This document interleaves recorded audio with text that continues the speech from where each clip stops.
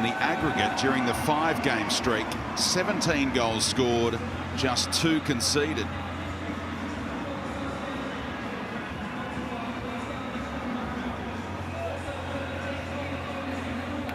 But they are winless in their past 11 games in Sydney, so they've got a little hoodoo to overcome.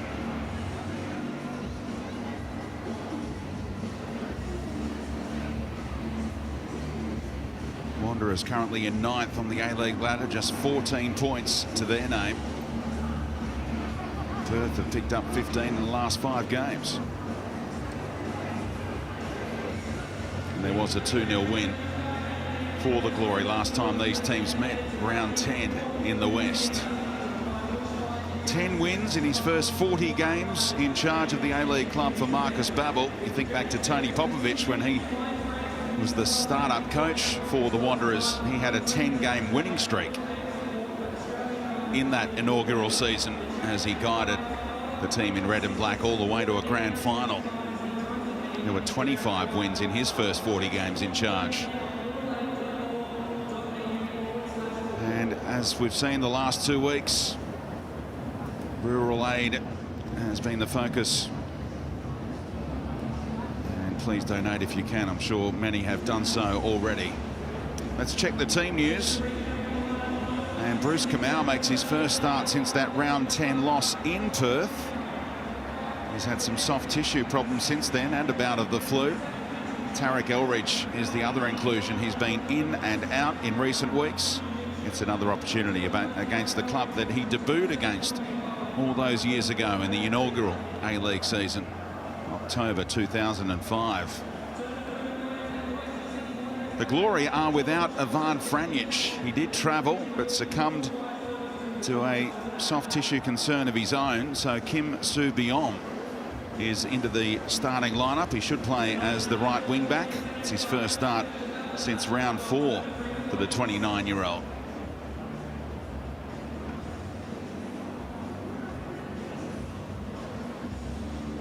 Fielding the man in charge today, Diego Castro, in superb form again. He leads the Alex Tobin medal count right now, the Spanish maestro. 46 goals in 110 games. What a superstar he is. And Castro to Fornaroli is the #1 shot assist combination in the Hyundai A-League right now. It was just a matter of time before those two began to combine with devastating effect.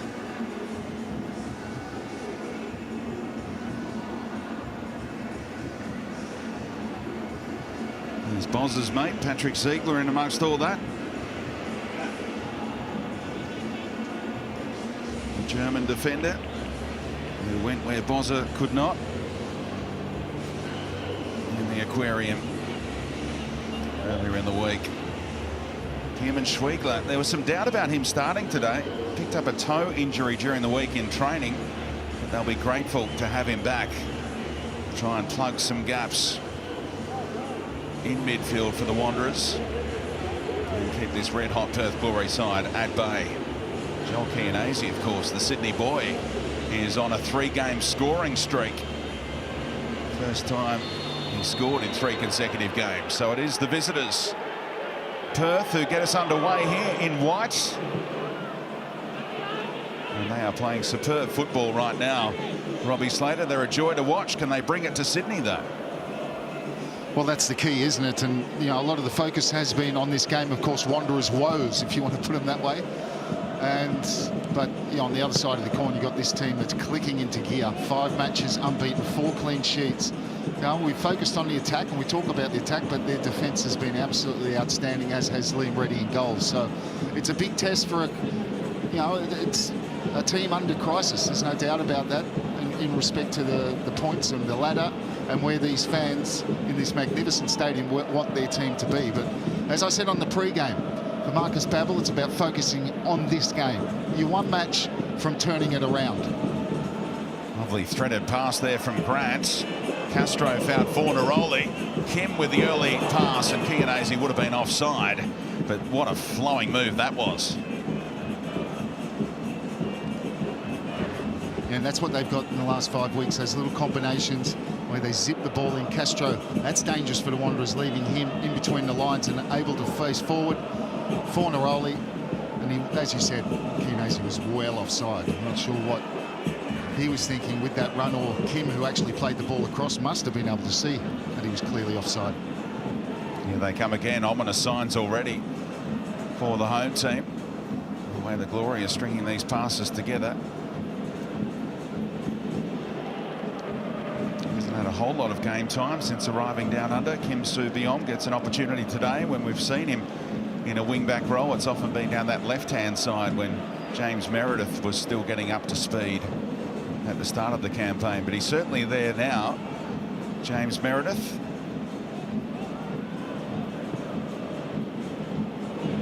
And Tommy Murchella, he came back into the starting lineup 5 games ago and won 5 in a row. Yep.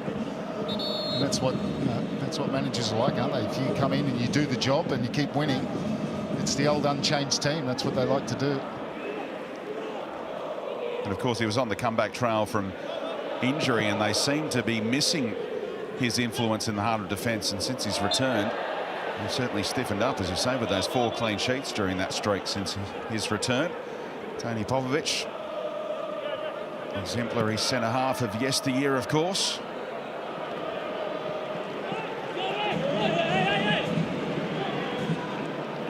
Was coach of the Wanderers from 2012 to 2017. Continental glory in 2014. The high point. Here is Schwiegler.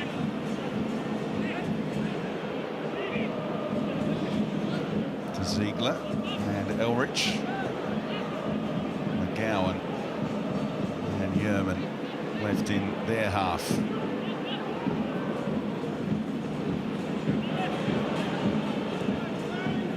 Elrich trying to give Yeboah one to chase.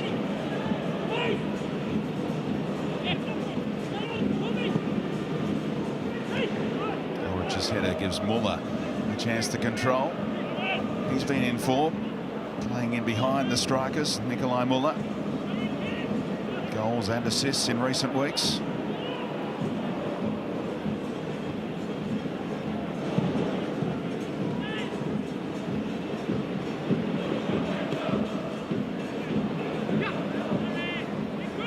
Duke trying to flick it on.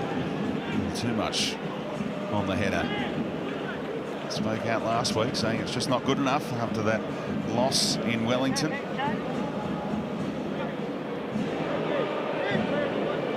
Some adjustments on the run for Tony Popovic. A word for Jake Brimmer. One day, there was some talk that he may have been able to return today, but it should be right for next week. The Spanish midfielder, there is Brimmer combining with Kilkenny. Plenty of space now for Kim once more. Yeah.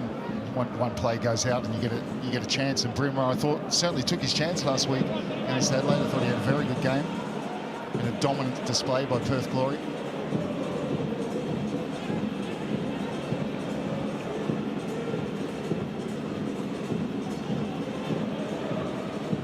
Kim seeing plenty of it.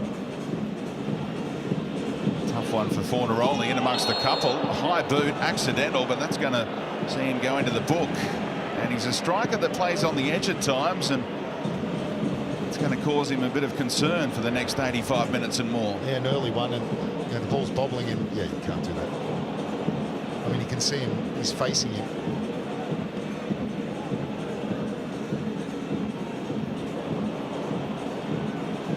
Forget about the Sharks. Huh? He's run into the prickly pear instead. Like Bozza with a face mask on then. Ziegler shaking it all out. He'll be right to go on, but Adam Fielding had a great view of this. With no hesitation in getting the card out.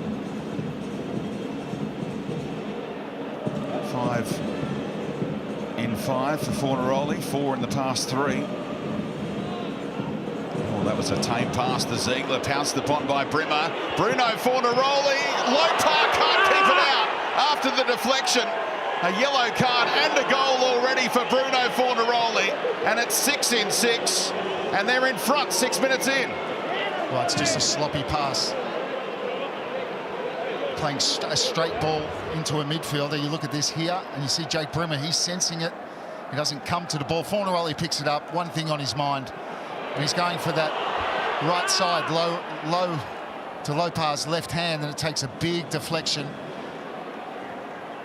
and bounces over Lopez right there. Tries to get his foot on it, but he can't, and Fornaroli punishes the sloppy Wanderers. Pass out from the back, too static. Brimmer did brilliantly to intercept, but it was all very easy for Perth Glory. What a streak he is on. Bruno Fornaroli. Dylan McGowan was the man who made the pass to Ziegler. He blamed the German for not reacting and coming towards him, allowing Brimmer to take it away. Then it deflected in off McGowan, who's having a campaign to forget right now, and it's put the pressure on Western Sydney, as if it wasn't high enough. Listen, I'm blaming McGowan more than Ziegler. What McGowan says, and you should, when a ball's played into you, you should move towards the ball. But by his reaction, he didn't seem to get a shout that Brimmer was very, very close to him. And McGowan can see everything in front of him. He can see Brimmer was already running towards Ziegler even before he let the ball go. So, no, it's a straight ball. Ziegler's facing, completely towards his own goal. He can't see behind him. So it was a very avoidable goal from the Wanderers' point of view. And because he can see that picture, should he not pass it to him at all? No, shouldn't have passed it to him at all. There was no need to. McGowan trying to find Georgievski this time. They brought it down for Duke. Inside balls were on. He eventually found Muller. Kamau made a decent run. Schwegler to Georgievski. No look pass came off. The 1-2 with Duke. Now Ziegler. Not a whole lot inside the box to aim for there. And now Muller chopped down his opposite number. Referee's going to bring it back with nothing accruing for the Glory. Yeah, I think Castro was waiting, wasn't he? And maybe the referee's looking at Castro and going, well, although there's 6 defenders around you, you're that good and that good. You should play on from here.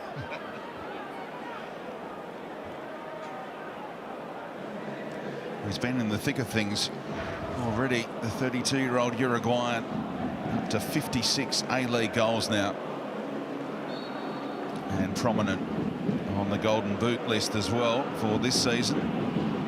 Still a way away from the top 2 on 13 each, Lafondra and McLaren.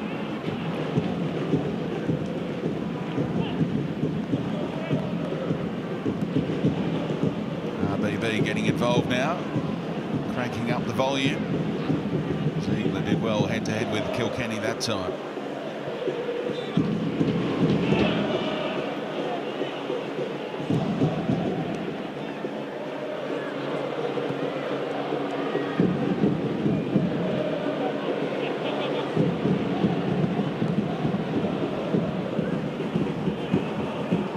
Lopez signed a contract extension during the week. He has been shining, even with the Wanderers on this tough run. Plenty of work to do in the Wanderers' goal, of course, as Georgievski looks for Yeboah and wasn't too far away. Yeboah's only scored 2 goals this season. It wound up being in a 3-2 loss here to Melbourne City.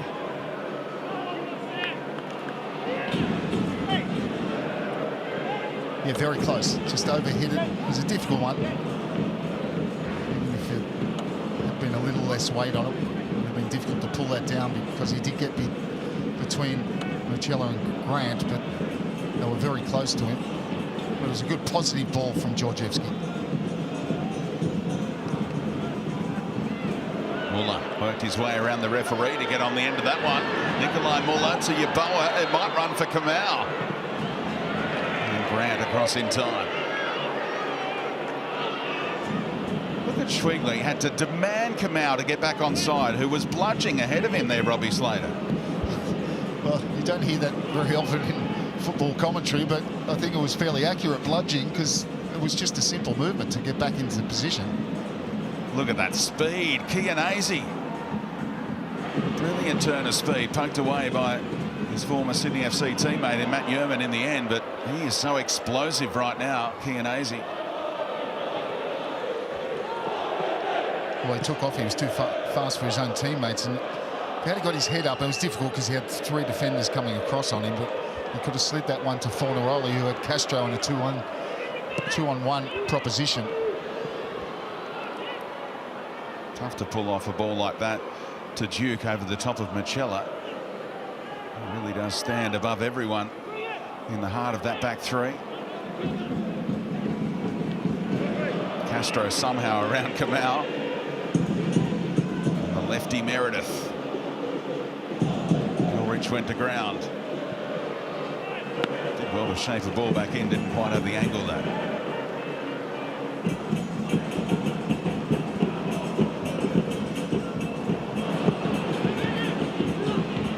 Bypassing the midfield a lot at the moment, the Wanderers, and they're doing a good job of blocking the ball. And there's Kamau. So his first reaction, and Muller as well, should be to get back onside so Ziegler can claim the ball.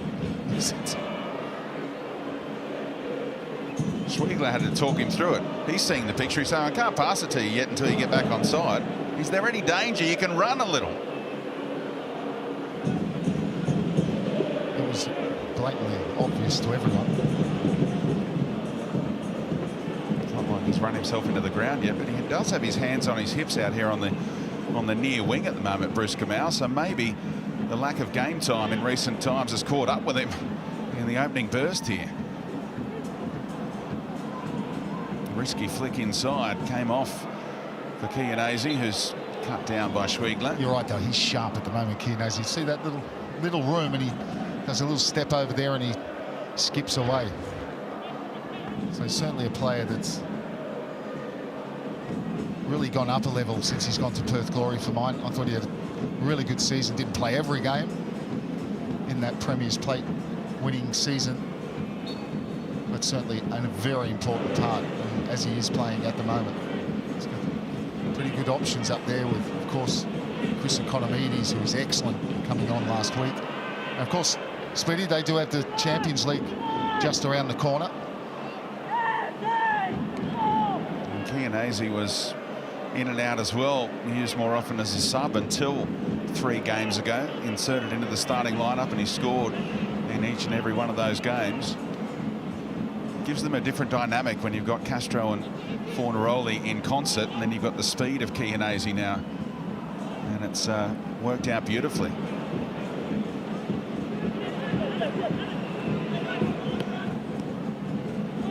Misplaced pass from Kamau. You've played in the Kamau position, Robbie, of course, many a time. And he's come back from a month or more out of the game. Do you feel it in that first game back? Yeah, you do. There's no doubt about that, because you can train all you want. You can make all the, the training to get back.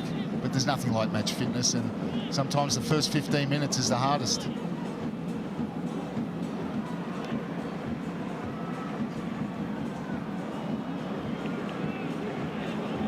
But the old thing, and just about every coach I had, particularly in that position, whether it's on the right or the left, you make the effort first, and you end up getting more respite, if you want, more rest if you get back into your position quickly. Because if you don't, you usually end up chasing more. It's another giveaway in midfield. Kilkenny with the early ball forward.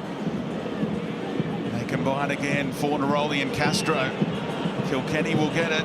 Delivery of Fornaroli. He hesitated, didn't he, on that yellow card? He didn't go through with it. I don't think he would have collected his opponent either. But it wasn't worth the risk, was it? You could see what he was thinking, and he just pulled out of it. Didn't really make the best of that. 4-on-3 there, Perth Glory. I think the ball from Castro to Kilkenny was just under hit, which is rare for him.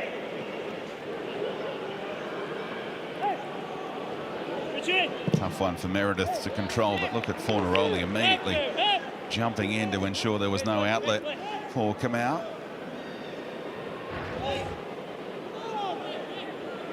See, just there, just had to check his run, Kilkenny.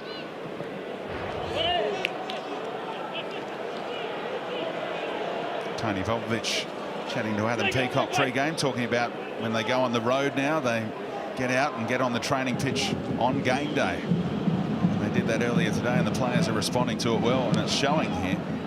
They've hit the ground running in front very early on. Boa asking Georgievski to chase. Kim first to react. Vutric can use Reddy. He played a handful of games as a Wanderer about 5 years ago now.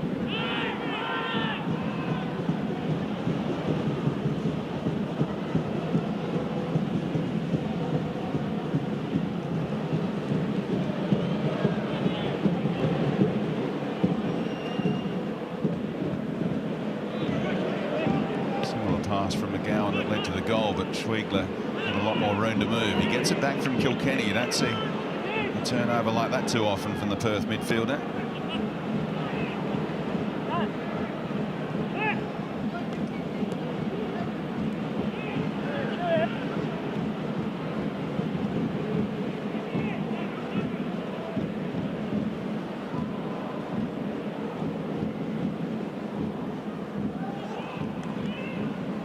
Actually bossing possession here, Western Sydney up to 60% of it.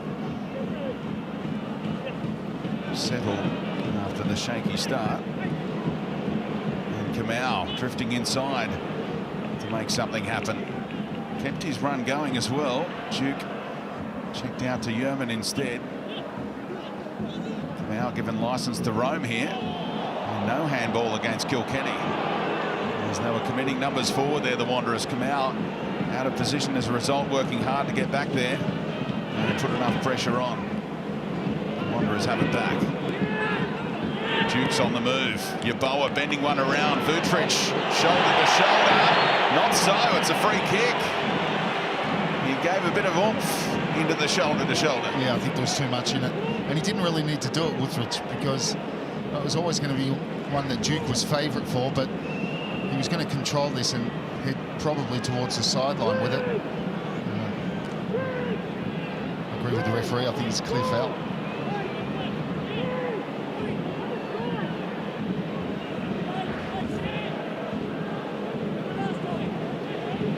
Now, when we talk about shoulder to shoulder, what can you get away with? Lean in only, don't shove. Well, you know, it's one of those that is literally down to the referee. Refereeing his interpretation of it. One could be quite different from one you get, say, in next week's game. So it's a handy spot here for Schwegler. Liam Reddy taking great care with his four-man wall, putting the tall timber on that side.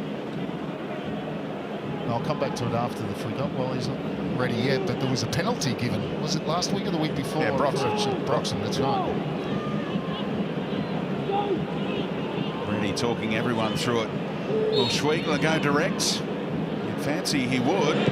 Tried to curl it around. He says handball, but I think the hand was not away from the body. And VAR will have a quick glance. I don't think there's a spot kick brewing. Schwegler, of course. Schwegler's gave one away in Wellington a long time ago now. Yeah. Crowd's getting excited, Robbie, but I'm with you. don't know why.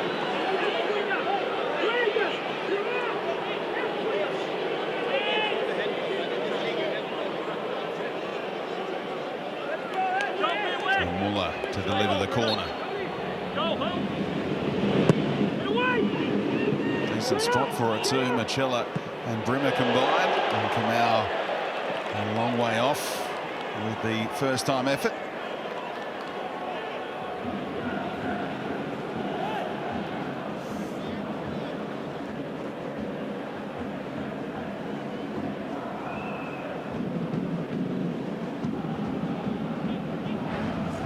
Schwegler's shot striking Murchella here on the elbow. Arms in a natural position. A-OK. Oh, these two are on a wavelength. Castro trying to surprise Lopar. But isn't it wonderful to watch two players with a telepathic understanding? When they combine like that. And we wondered at the start of the season, you know, were they going to be able to? Well, this is a perfect example. And what about the audacity of that? Full of confidence, Castro. Got a hold of it, didn't he? Grant went to ground, no foul. Referee again beautifully positioned. Castro to Chianese. Had a look at Kim, who'd made a real lung-bursting run. Turned him down. It might have been on. Shevsky left it behind, no damage done. Here's a chance. Muller. The lopsided attack. He had no one to go to on the right-hand side. Boa made a run in behind. Schwegler thought he was going to present the feet. Not the same synergy being displayed by the Wanderers as we see from the team in white here. Vutric with little no-looker inside to Bremer. Grant on to Meredith. Shapes up against Kamau.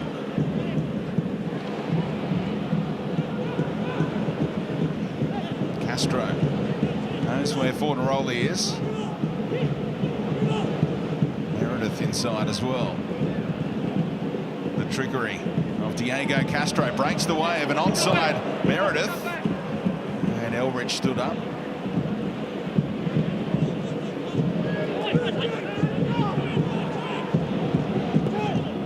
Castro peeled off into space. That was risky defensively for the Wanderers. Got away with it. Yeah, they did, because he's not going to hit ones like that all the time. But Castro's so confident on the ball. Doesn't matter how many plays he's got around him. Gets a little bit lucky there, and then probably gets him Meredith's way. Comes out to Bremer. And Castro after that, not content to have been involved there, just drifted off into a little bit of space, and the Wanderers allowed him to receive that ball facing the goal. 20 metres out, 23 metres out.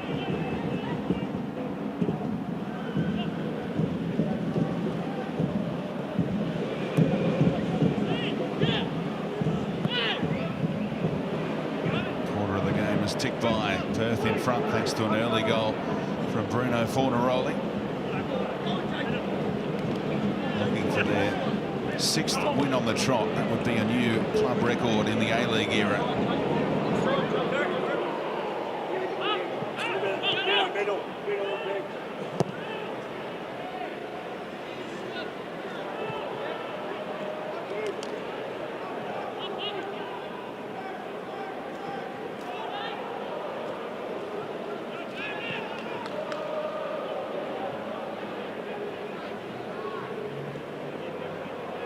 And that's where they've had the possession. Sorry, Speedy, that it's all been in front of Perth Glory.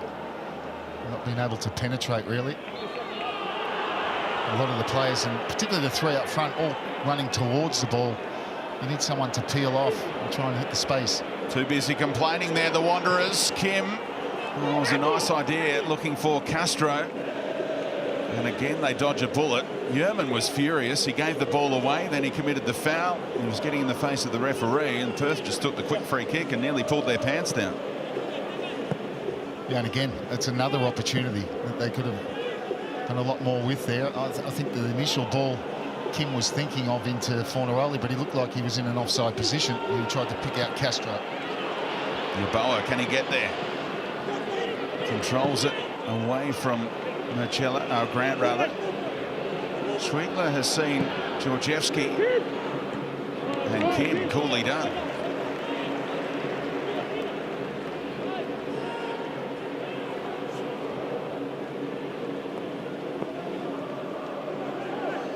Oh, Schwegler just dragged him back. Referee said just keep on going. No need to blow the whistle. Might have saved Schwegler from a caution. No stranger to them. He's picked up a league-leading 6 yellow cards so far.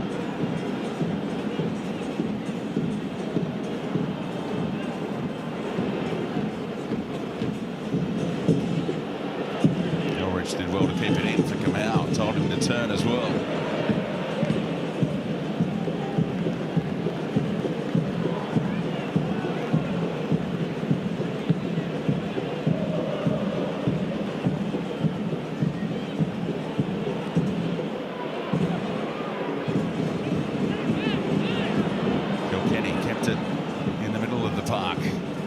Duke's interested here. Bremer couldn't get there. And looking to utilise the speed of Yeboah. Grant went to ground.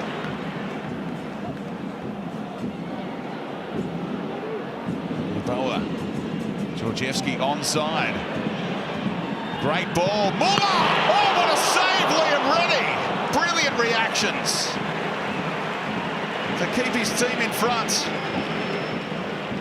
Well, for once they got penetration. Georgievski down the left-hand side, and you thought goal when it left the boot of Muller. Here Georgievski gets his head up. Terrific little ball. Technically very good from Muller, but a one-arm stretched left hand, keeping it out. Not only that, he's picked it up and rolled the ball out, and Perth are on their way.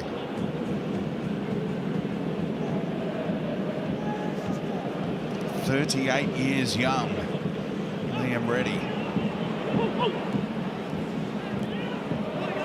Norwich with a well-timed challenge.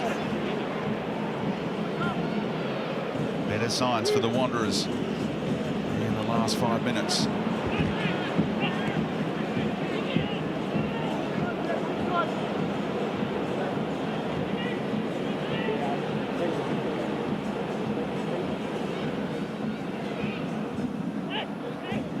Kim thought he might have played it out off Georgievski. Here's a Wanderers throw.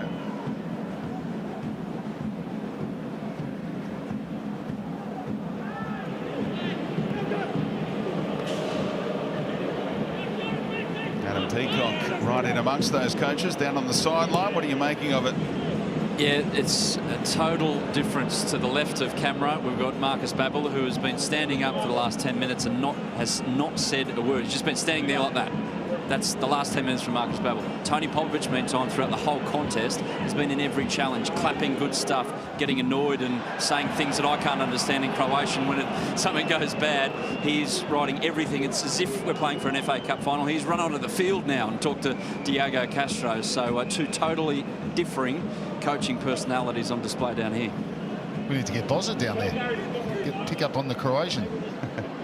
But what do you make of the different characteristics of the coaches that Adam has displayed? All coaches are different, aren't they? Marcus Babbel, certainly, although he's looking relaxed, I don't think he is inside. Do you think it's just like human nature that players are more likely to respond to the Popovic approach than the Babbel approach? Or not necessarily? Well, no, I think that's a good point. I think it's fairly obvious. If someone's shouting instructions at you, be careful if you don't listen.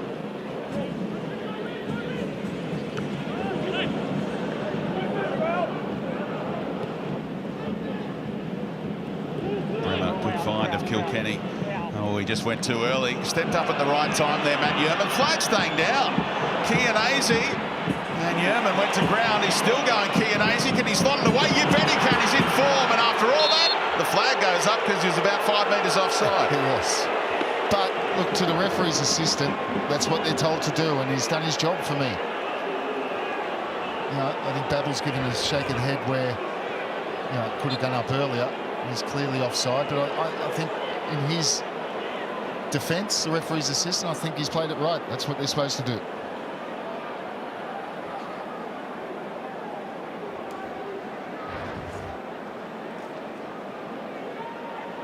The Wanderers quickly down the other end. Kamau with teammates to hit. He can get hold of the cross. Yeah, but it's got to do better there. There's no pressure. He's in a terrific position to whip the ball in.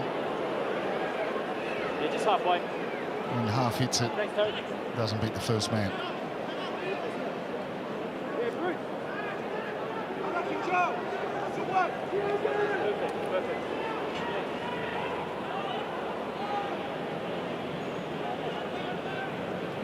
Opening half hour has gone by. It's a fixture where Perth are looking to square the ledger.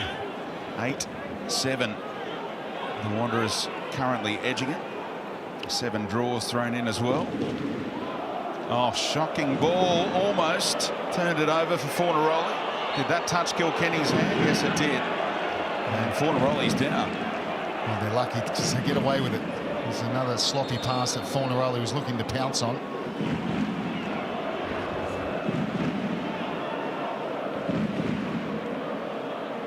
Just caught him on the way through.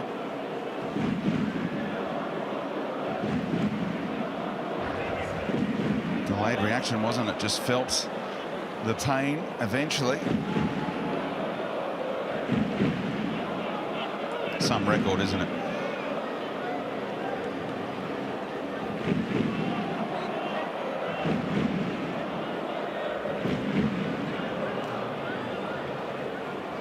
All those goals with Melbourne City.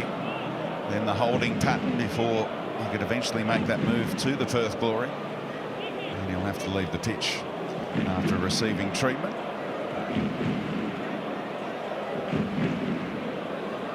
And he'll be right to go on. The Perth bench is a little thin today. No Economides, the former Wanderer, who copped that late knock last week, should be right to go around next weekend when they travel to Melbourne to take on City. And this guy should be up and running very soon for the Wanderers. Simon Cox brought in to replace Alex Meyer, who departed during the week to the Irish international, most recently of Southend in League One in England, alongside Mark Milligan. Had a good chat to Adam Peacock pre-game as well. Schwegler has time. Look how deep the Perth Glory are with a 5, 3 and a 2. Ziegler did well. Foul perhaps. Kamau able to shape one, and tough for Yeboah to direct that on goal. Yeah, it was tough because it's just slightly behind him, so he's stretching. He's at full stretch for it. Decent ball from Kamau. That's a better ball. Just hits an area, and Yeboah just between the two defenders, but as you can see, this is the best replay. He's actually backpedaling and stretching for it, so he's done pretty well to get anything on it.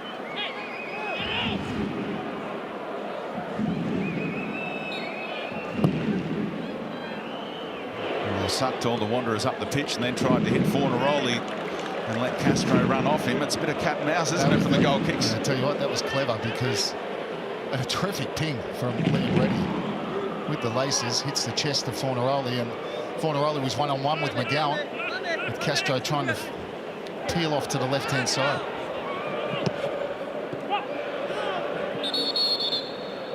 The Wanderers throw. Yeah, the referee was keeping Muller honest from that goal kick situation because he was inside the box and you've got to remain outside. And as the ref sorted that out, Reddy said, let's see how we go here by pinging one to Fornaroli. And that's good play, mixing it up, with the opposition guessing. It's Lopar going long. Duke putting his hand up because he was caught offside.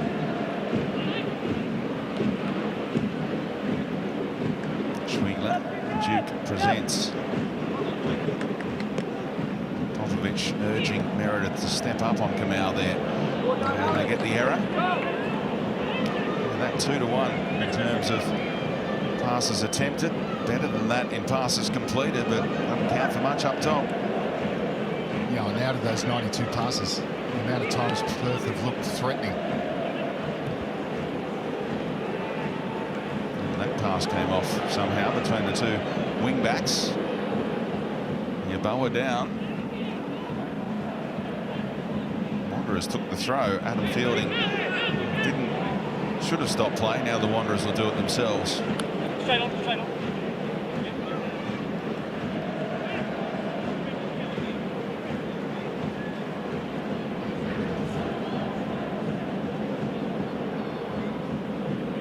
Coming together between Yeboah and Meredith. There was no foul in it. He might have done himself some damage here. And the Wanderers extended bench will be getting ready.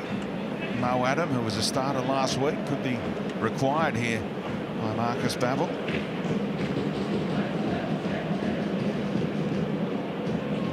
There he is, the youngster. The most obvious replacement if Yeboah can't go on.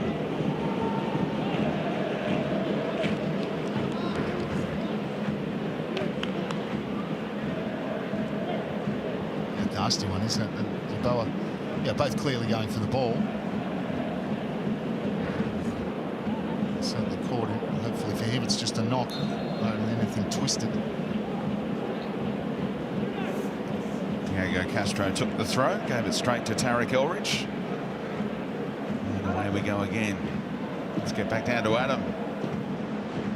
Yeah, Speedy, about how Wanderers are using Bruce Kamau and how indeed Perth Glory are trying to defend him. Tony Popovich is, as Kamau goes down, there's a chance here.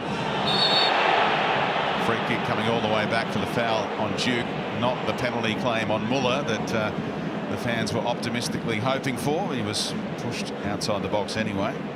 Yeah, bodies everywhere. Bruce has stayed down. He's in a bit of trouble as well. They're getting the doctor straight out, Bruce Kamau, but just on how they're defending him. They're getting James Meredith to sit off, and then Tony Popovich is in Meredith's ear right on the bench here. As soon as it happens, go and close Kamau down and see if you can force him into a mistake. But greater problems here for Bruce. He's just looked up. I don't think he knows exactly where he is right now. So we'll wait and see. Could be a concussion protocol coming, which is, of course, a 3-minute break. So we'll wait and see what Adam Fielding does.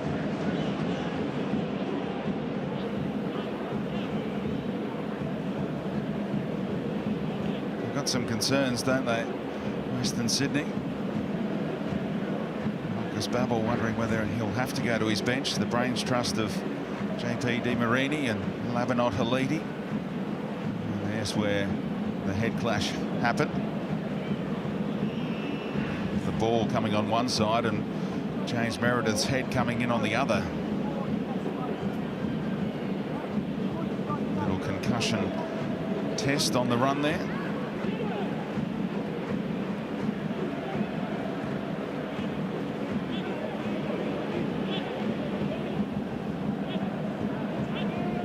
Kurt Ams, the fourth official, have a quick word to the doctor who went through that concussion protocol.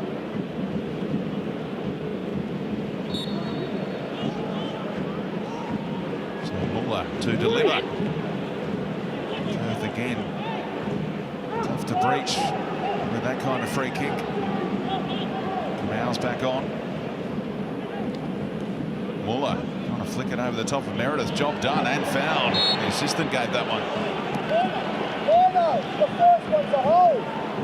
Well, we'll get another chance from the free kick. I wonder if he'll take it or Schwegler coming across. The first delivery wasn't good enough.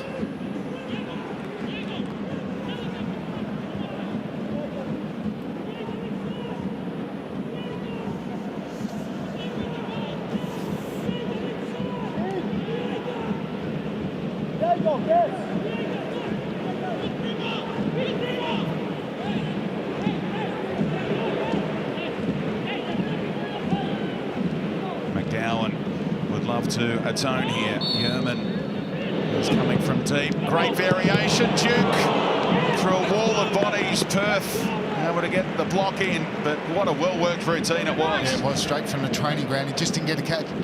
Didn't get what he really wanted on that.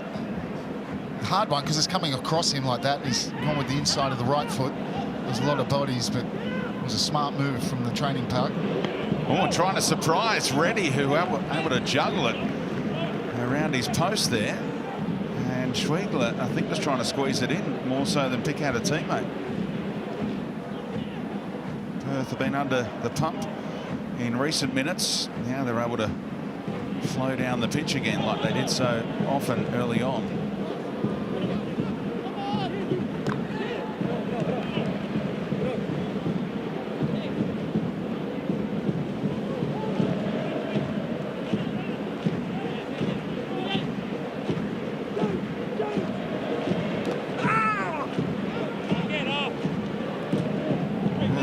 Scream of pain there. There was no foul, with Brimmer dumped across the sideline. Ziegler able to find Kamau just. So Perth down to 10 here. Defensively, Brimmer is still in a crumpled heap. He rolled back onto the pitch, and the Wanderers fans are saying, "We'll just roll back off, please, and we'll get on with things." Decent point.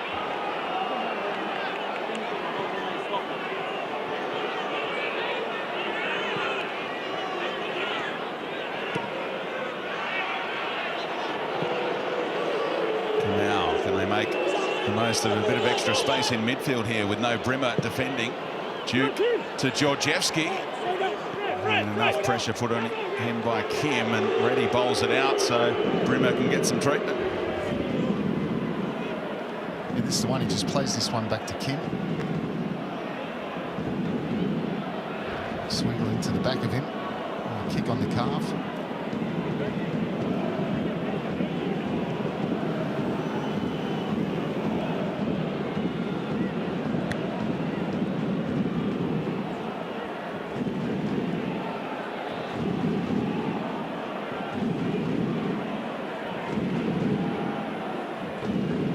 Think back to earlier this season, Robbie. This place was rocking. They won the Sydney Derby in round 3 in the month of October. 3 wins out of 3, 9 points out of 9. Top of the table. And we thought the Wanderers were back. Now they're on the outside looking in so far as the top 6 is concerned. They desperately need a circuit breaker. Yep. And, week in, week out, it's been a disappointing performance. They've had some little good moments. Second half against Wellington was better last week, but you've got to put 90 minutes together.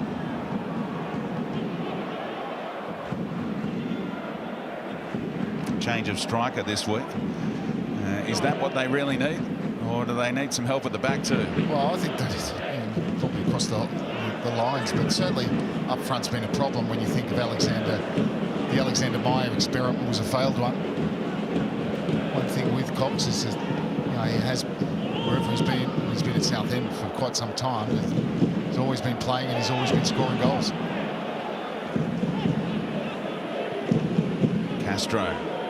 Oh, beautiful.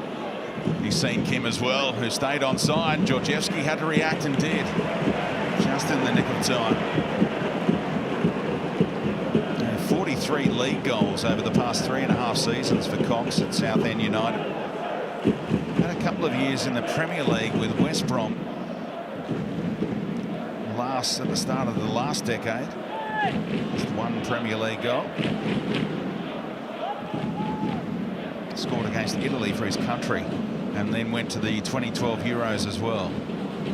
That's the pedigree of the player. They picked up eventually, a few months after they first attempted to lure him down under.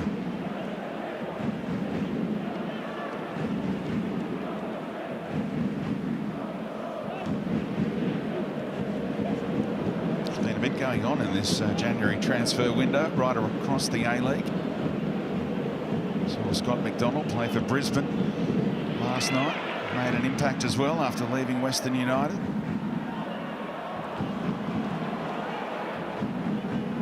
Fornaroli, quick glance over the shoulder. Goes back to Kilkenny. Chianese can turn.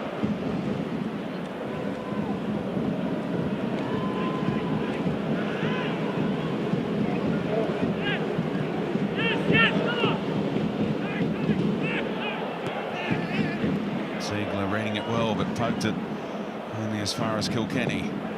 Switch of play from Fornaroli. Pretty impressive. Brimmer. Chianese making his move. Castro drifting out to the right-hand side. Gets the nutmeg on Georgievski. Left him in a spin cycle. Tees up Brimmer to place it. And McGowan with a pretty comfortable clearance.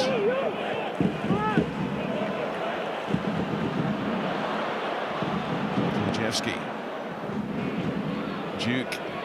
Muller ahead of him. That's a foul. 3 minutes for those injury concerns.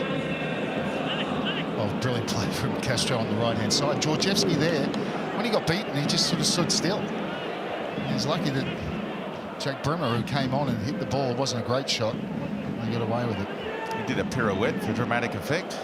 It was a bit bizarre. It's a pull ball into Mitchell Duke. Gets it back though, Kamau. Tries the reverse ball. Getting away from Muller. All he could do was try and keep it in. He didn't achieve that either. And that's all a bit of talk. And, the front two, they've only made Liam Reddy make 1 save. It was a very good save. And it was off that man, Nikolai Muller. The Wanderers with,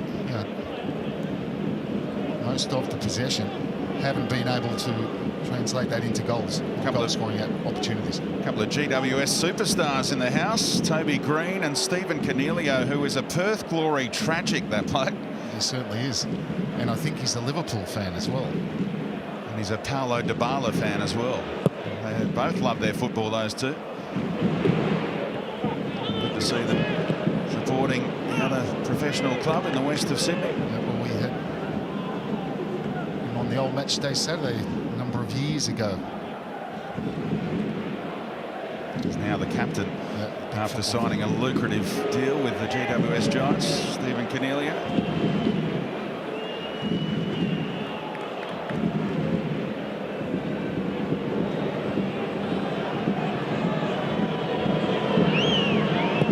Again, the cat and mouse before Reddy went long. McGowan favored by it. Kim picks up the second ball, and then Kilkenny works it back to Vutric. We enter the final minute of stoppage time here. Perth looking to scrap to win it back in the attacking third. Wanderers able to pass their way through. Fans urging Tarek Elrich on. It was a hopeful pass. Yeboah still trying to make it work. Kilkenny a little too much on that one. Out in front of Fornaroli.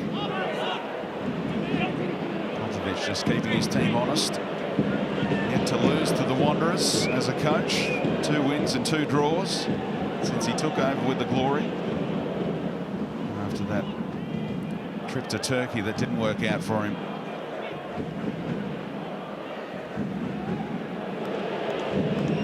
McGowan, stylish ball out to Georgievski.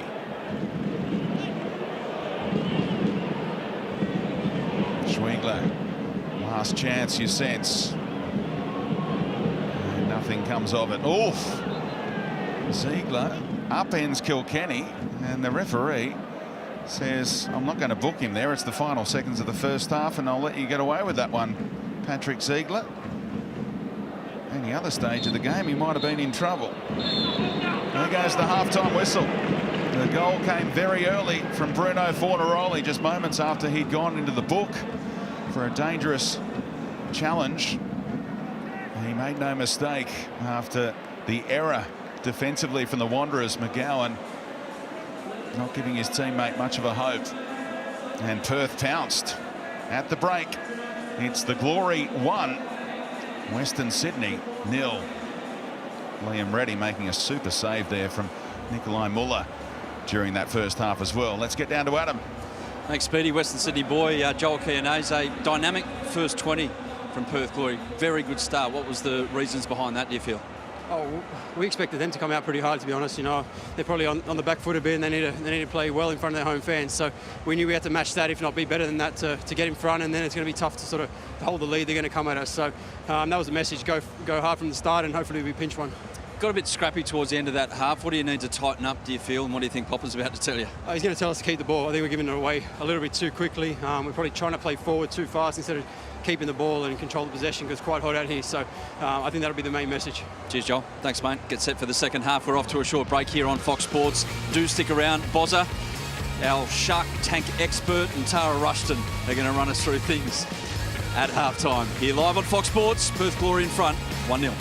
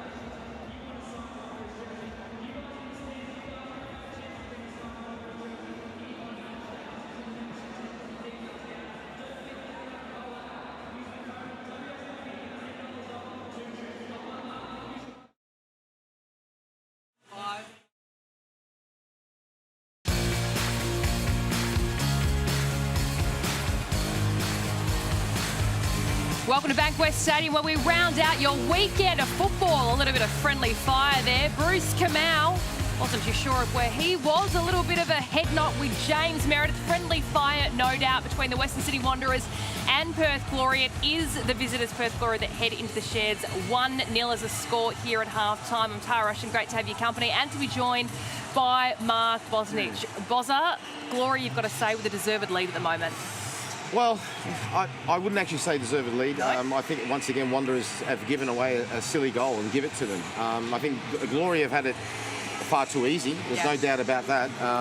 They're not being put under enough pressure. They're sitting back and which they're entitled to do, or on away side. But right now they're just travelling in third or fourth gear and just putting it up a couple of gears when they have to. Wanderers have had their moments, but once again, far too much pedantic passing around the back. You know, one of the reasons you pass the ball around the back is to give your attackers a chance to get their breather, to get set, and now we're ready to move. So wherever that may be, whatever you practice in training, whether it be one striker come short, the other one goes in behind, or you go wide, or whatever that may, they're passing it around the back. And I know Hyundai just said it's hot out there, understandable, but it's like, for so long, that not only do the Wanderers have a chance to have a breather, but Perth Glory as well. Yeah. And then all of a sudden they go into danger zone, they lose it, they're under pressure again. And in terms of Kwame Yeboah, and I've said this before, you know, I'd say, look, you're a talented player, but right at this moment in time, you've got to work, my friend. You can't just expect just to stand there and have the ball get to you all the time. You've got to go in behind. You've got to come forward. You can't. They're not disturbing the defence at all. It is looking a little bit static. It is looking a little bit predictable. When you talk about the passes and passing around, Jake Brimmer, well, he made the most of this intersect that he got, and he passed it on to Bruno Fornaroli. Well, like Robbie Slater said, really, when you talk about football intelligence, that was a really stupid pass. You know, the player's just got kicked in the face, you know, and he's just got up, and what you're passing him the ball and putting him under pressure like that. I don't know if he shouted or not, but regardless of that, you can see the whole picture. You know, there's no problem in taking a straight ball if somebody's got time to turn on it and then face the attacker. But you can see the whole picture. You can see the player in behind me. It just gets back to me that this insistence on having to play short little passes when you don't have to. And plus, what I said to you before about football intelligence, if you just got kicked in the face, you know, literally 2 minutes earlier, I'm not going to give you a hard task. I'll let you sort of get your bearings back. And once again, they put themselves under pressure. Talk about football intelligence. Two players that have it of each other and where they're going to be is Bruno Fornaroli and Diego Castro. Talking about those two linking up, and Keane had the better of Perth Glory's chances in this first half. Well, they did, and we've seen that partnership come on leaps and bounds as the start of the season. One of the key ingredients is the fact that they've now got time and space. The whole three of them, whether it was Keane or Economides and obviously Fornaroli and Castro, for a long parts at the start of the season, we're just basically getting in each other's way. Now they've pretty much coming to the point where they're getting close to perfecting the fact where they move in a way that basically creates time and space for your best players, and that's all you're trying to do. And this is coming back to my point with Yeboah. It's not all about you getting the ball every time. Sometimes you've got to make a run so somebody else has got time and space. But there are times, and I was watching it from here as we came down here, himself, Mitch Duke, Muller, all on the line. I showed you, all on the line. And Perth Glory defence is just standing there. It's like, this is easy. You've got to disturb the defence. You've got to move here to go there. Maybe look there to go there. You can't just stand there and expect people to basically get the ball to you through a brick wall. It's impossible. Someone that looked like they were about to add a big spark and get them on the score sheet was Nikolai Muller. And that's where we saw a little bit of using the channels with Daniel Georgieski, and Muller seemed most likely in the first half. Well, exactly. This is not that. This is obviously the free kick. That was exactly the right decision. Here it is coming up here now. But there you go. Once again, one of the few times, Yeboah's actually got himself involved. He's come short to get a ball. The ball's gone out wide. There's a bit of action. And a very good save by Liam Reddy, who we spoke about before. Once again, decent positions, but when you're crossing from before the edge of the box, it's always that much more difficult. People have got to start getting in behind and getting beyond. And, I know they're going through a bad patch, but they're not helping themselves, because right at this moment in time, it looks as though to us, they may say something different, but it looks as though to us who are watching, and probably from the fans as well, that basically it's like a foregone conclusion. That's not good enough. So what do you want? You tipped the Wanderers pre-game. Do you still have the belief that they can turn it around, boss? I number one want some movement from the front people, okay? Okay, you go off. This is why they're the most important players on the park. You go off what your front people are doing, okay? And if the back players don't see that movement, I want them to start playing a few balls in behind the Perth defence The Perth defence aren't lightning quick, and they're pushing all the way up, making it very... Knock a few balls in behind them, turn them around so they're facing their own goal, so they push back. Then you'll be able to get a bit of space. Because what happens is, if you're a defender, Tara, you sprint 2 or 3 times in the space of 2 or 3 minutes towards your own goal. It's not easy. So the natural reaction for a player a little bit tight is to go a bit further back. Once you go a little bit further back, then we're going to mix it up. Maybe this time we're going to play it into the midfield because we've got a little bit more time and space. They're not doing that at the moment. Well, I dare say Marcus Bubble, hopefully we'll have that advice for them in this halftime break. We are off to a short break right now. Oh, we could have a camera lady in the making down there, Robbie Slater as well, but a huge task ahead for the Western Sydney Wanderers. Can they fight their way back into this clash between Perth Glory? We'll see you very soon.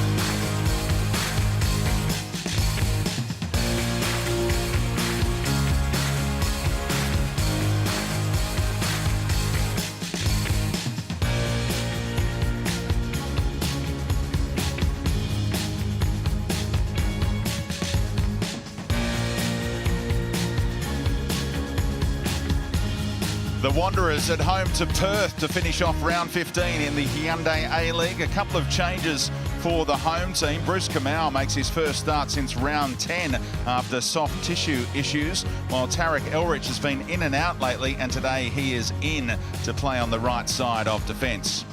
The Glory are without Ivan Franjic, who travelled but pulled up a little lame, so Kim Soo-Biom makes his first start since round 4 and will play in the right wing-back role. There's no Chris Economides. He copped a whack late against Adelaide last week and is not risked tonight.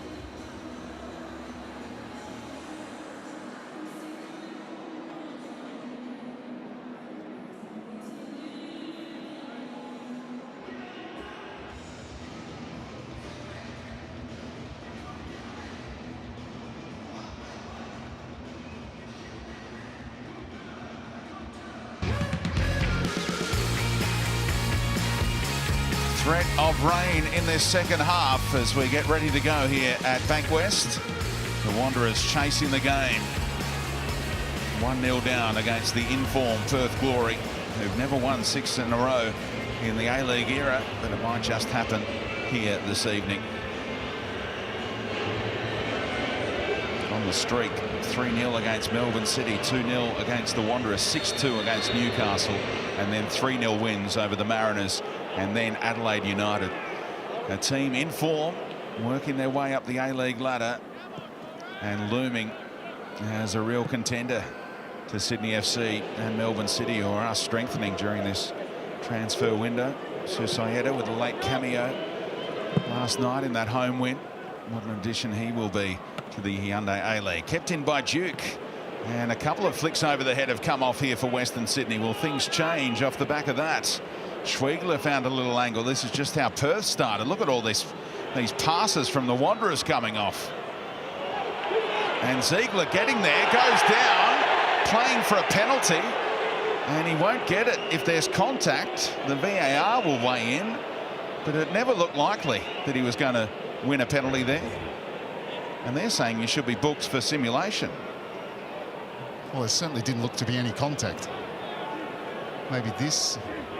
He kicks Alex Grant. Adam Fielding was right behind that.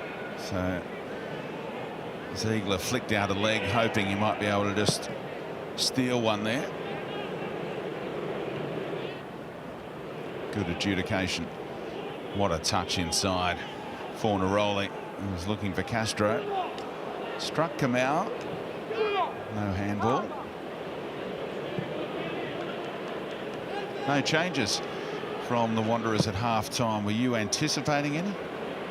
Well, I think, you know, certainly the first part of that first half was Melbourne looking very dangerous every time they went forward. But Wanderers got back into the game, but not really in the front third, where they need to get better. That pass was on for Kim.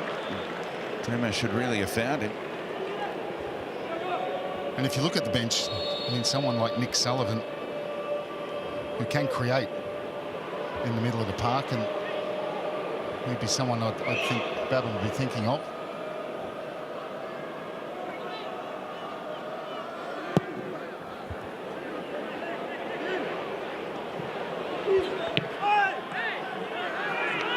Vutric caught late by Yeboah. It's the fourth official, Kurt Ams, who gave that decision, I fancy. He had the best angle, saw the contact and weighed in, tipped up Adam Fielding that was a foul.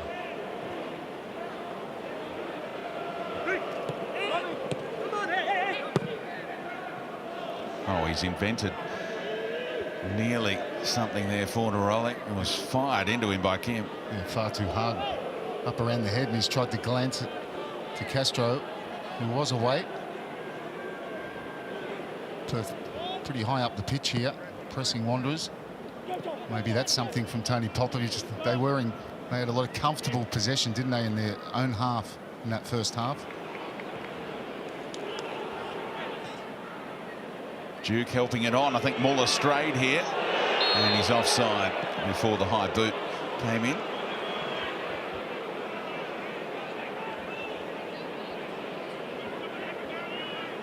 And a couple of nearly moments already for the Wanderers, looking to get back into this game on the scoreboard. Muller brought the best out in Liam Reddy in that first half with their best moment.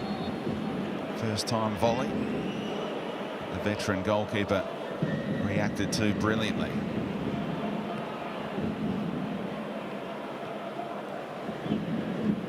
Meredith out in front of Fornaroli.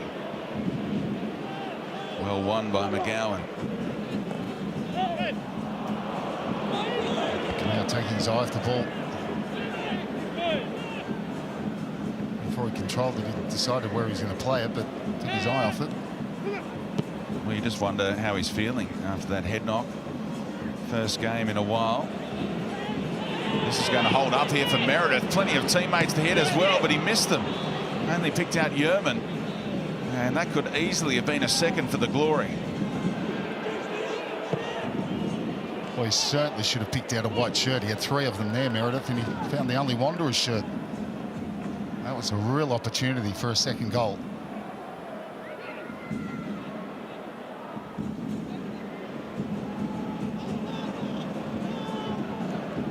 Played for the foul, didn't get it.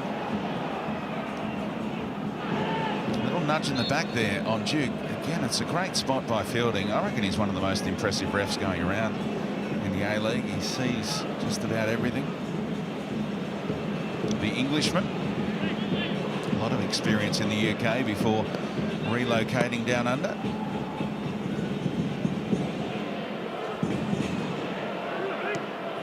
Got some numbers here. Chianese drifting inside, found an angle, terrific ball. Bremer has options, goes early to Castro. And he tried to pull it back to that bottom corner as he does so often. Chianese was on right through the middle there. Might have been a better option. Did Bremer play too early? That's exactly what I was about to say. He played that ball far too early. He could have drove to the defender there and created the 2-on-1. And he played it straight to Castro, and that helped the Wanderers defenders.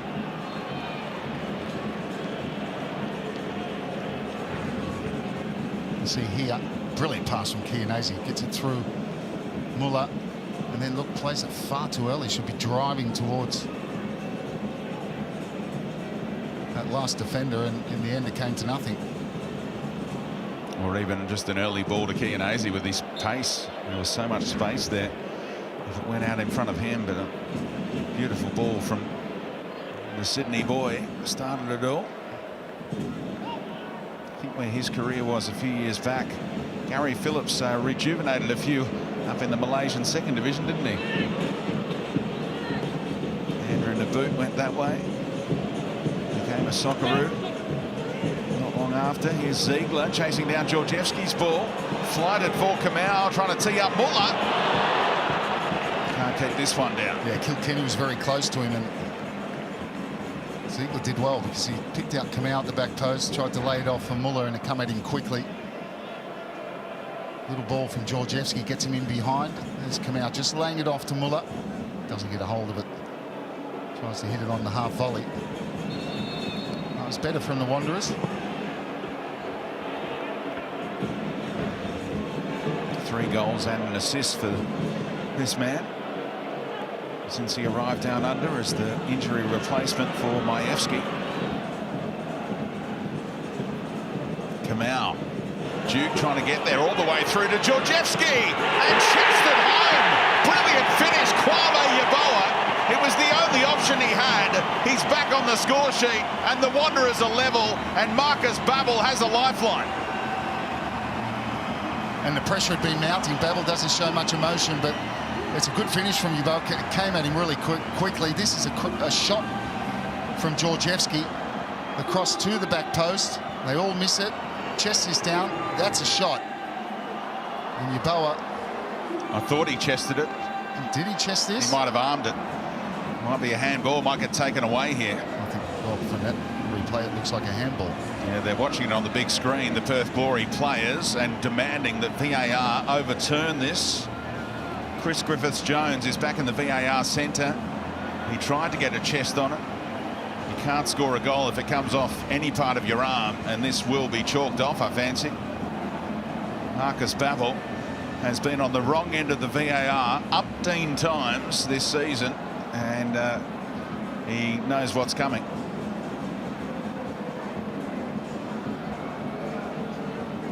Perth are ready to take a free kick in their own 6-yard box.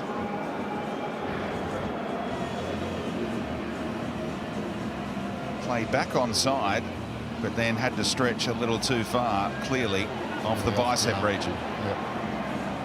Oh my goodness. Perth aren't hearing what they want to hear just yet. Well, it's clearly come off his arm. I think he picked at the bicep.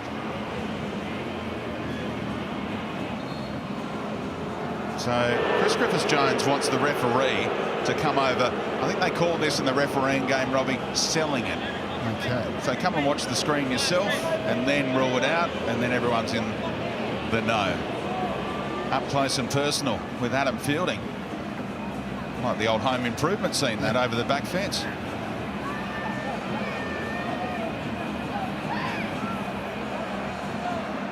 Well, clearly hits his arm. He's asking for more angles. At some stage, it's hit the bicep region. Can't be a goal.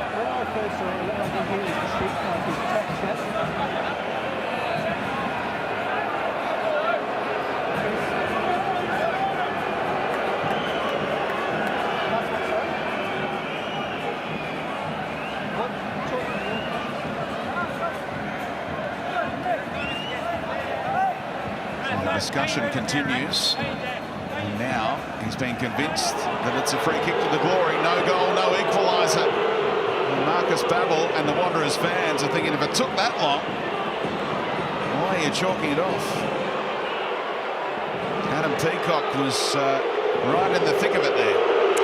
Certainly was. I can't repeat what many of the Wanderers players said when it all happened. Marcus Babbel hasn't said anything. He's kept to himself over there. He hasn't come kicking and screaming to the fourth official, Kurt Amps, who himself was involved last week in what went down at Central Coast Stadium between the Mariners and Melbourne Victory. So the protocol there, Adam Fielding has made an on-field decision. The VAR official tells him that maybe there is evidence to suggest that your on-field decision is wrong. He doesn't push him in a certain direction in terms of an opinion. So Adam Fielding comes over and he makes the decision based on what he sees. So it's all based on what he sees with his own eyes. Eventually, it took a lot of time, but that's the decision the on-field referee has made with the aid of the pitch side monitor. While we're getting that explanation from Adam, a few bottles rained down onto the pitch here at Bankwest. Never want to see that. There's another one that's just arrived as we speak. So Wanderers fans upset seeing a goal scored by their team taken away, Robbie, but you can't be doing that. No, you don't want to see that. And look, you can understand frustration, but that is definitely not what we want to see. But you can understand the frustration of the players, and goals so hard to come by for them, but look, clearly a clear handball.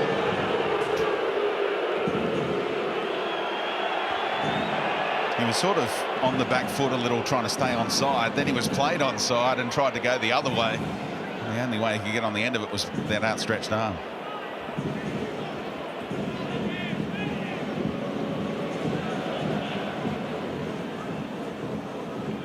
Well, Wanderers got to put it behind them, like they've had to do many times this season already. You just got to concentrate on what they were having a very good period there. Yeboah in behind, cries for a penalty, might not need it. Kamau shot blocked by Meredith, who retrieved that situation brilliantly. What happened when Yeboah went down? He's not appealing, but the fans are. And Machilla's saying that Yeboah handballed it there. There's nothing wrong with that challenge.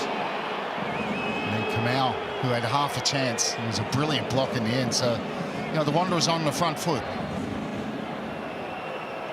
Quick VAR check just to see if anything was untoward there. Muller's corner, Ziegler arriving. Tried to time his lead, almost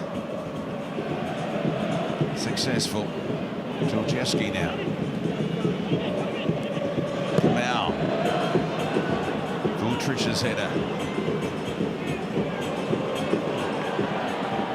Wanderers keep it in the attacking third.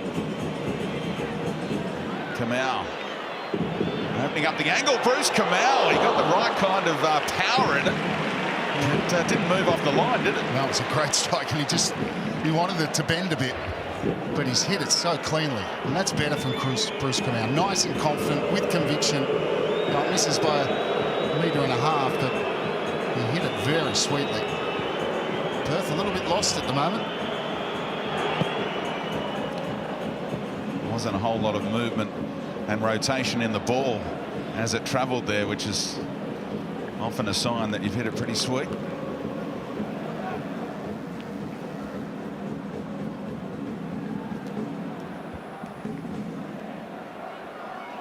Muller able to turn, getting between the lines again. Yeboah inspired right now, looking more and more likely, and on the move again. Muller, first time strike, no touch on the way through, goal kick.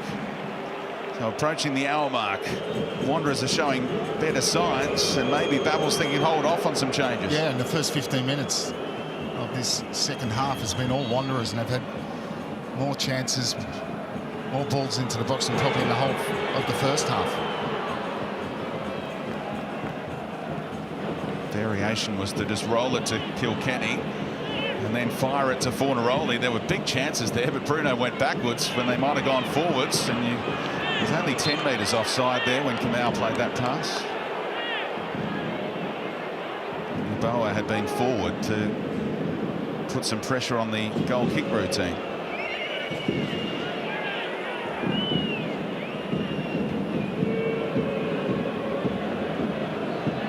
So dominance in possession since the break. Fornaroli shielding it away there, went to ground.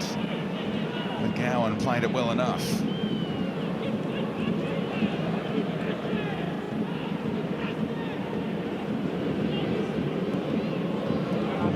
Not the best ball out again. Kim slid in to win it back. And now he's got a little angle. Inventive to Bremer. Likewise, Chianese. Can they finish it off? They nearly did, you know. Fornaroli claiming it's off McGowan, but it's a goal kick. Oh, brilliant combination. When Kim, who wins the ball first, and Chianese and Bremer. And so nearly resulted in the second.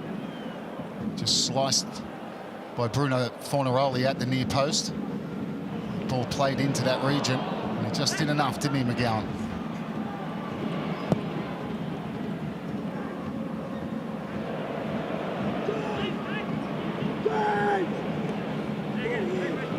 Ziegler. Poked away from Muller by Fornaroli. They might be away again here, Perth. Castro getting a shout here from Meredith. Will he play him in? Diego Castro sizing it all up. Forced wide by Kamau. Job done defensively. All the way back to Kilkenny.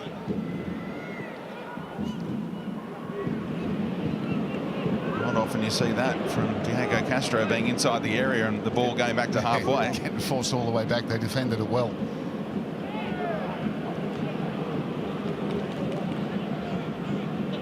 McGowan a long way from home as he tracked the run of Fornaroli. Might be some space in the middle as a result here. If Bremer can find a teammate, palmed away by Lopar. And he came off his line. Right decision from Lopar. Bremer looking for that near post ball again. I think Duke handled it here when he controlled the ball, so let's hope the Wanderers don't score in that sequence, and they won't. Otherwise it would get chalked off again. Game's become very open. Grant went into a quasi left wing back role with Meredith slotting in behind him. And he's quickly retreating, but Perth having an hour period. Kilkenny, Castro. They've left him alone again. Diego Castro gliding around a couple. Could have gone down there as well. Kilkenny. Chianese. Kim. Good 50-50 with Ziegler. Perth looking much more likely now. Meredith. Oh, poor pass. And they've got a counter here. Muller making his moves. Duke will use Yeboah instead. Kept his run going, the captain. Yeboah around Bremer. To the byline. Just overhit from Muller back post. That's a good play. He said that he's inspired at the moment, Yeboah, and that was a great run. Managed to swing it or lift it to the back post, but Muller had gone in there early. It came to nothing in the end, but that's much more positive on the counter.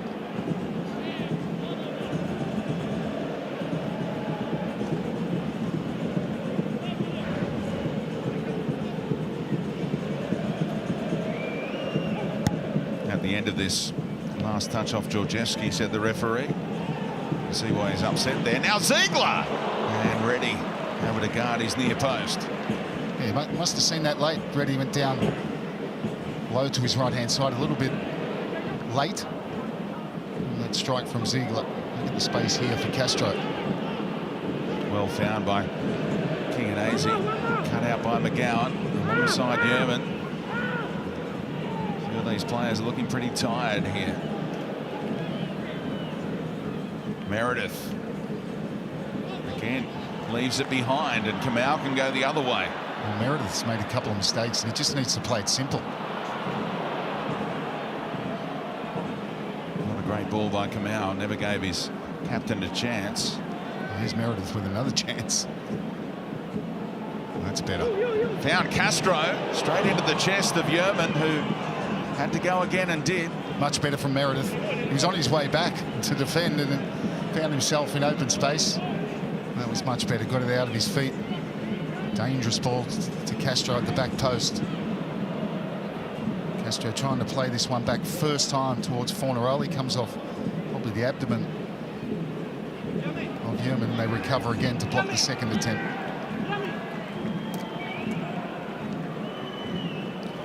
Perth certainly slowing the game down here.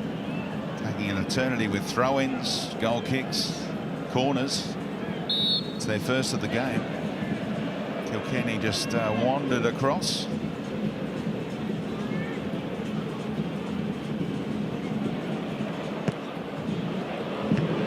Pick up and under off Yerman. Spins off Duke.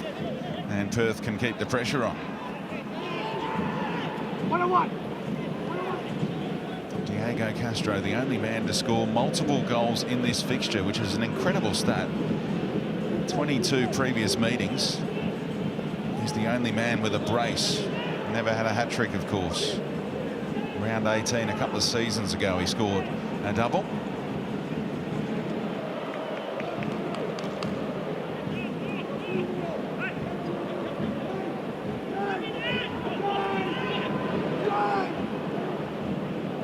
Still pulling the strings. Muller got a handy foot in there. Georgievski cleverly around one. Little nutmeg pass as well through Brimmer. Yeboah will get a whistle if he needs it. Advantage accrues. Well, referee says go back and take the free kick.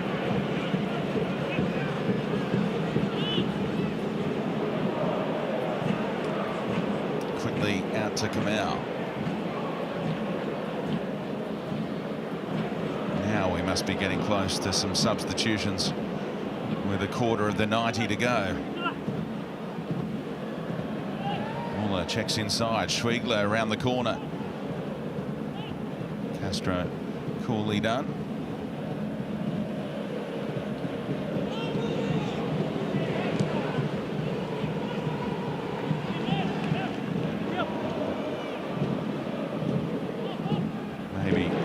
Sullivan, who Robbie Slater predicted about 20 minutes ago, will be first cab off the rank for Marcus Babbel. Yeah, look, I think he'd be a good introduction into the middle of the park, where he does like to get in behind the lines and can prove to be very dangerous. And it's up to the Wanderers. You know, they're trailing here. They need to lift the intensity and the tempo of this game. Castro knocked off balance, doesn't get a whistle. The Wanderers look to take full toll. Georgievski curling it. He has scored some wonderful goals when you think back to his victory days, but that was never curling in enough. And Castro with the free kick that he wasn't going to get. So yeah, gets a nudge and a touch, and the referee says play on. Good ball this one. Georgievski, nice and positive. See what he's trying to do. Opening himself out, going for that far right-hand corner, and just gets too much on it. He's falling as he's hitting it. He's Perth with their three-man goal kick. Before that, it's a double change. Tate Russell and Nick Sullivan. Ziegler off. Kamau has departed on the far side of the pitch, so Russell will slot in like for like there.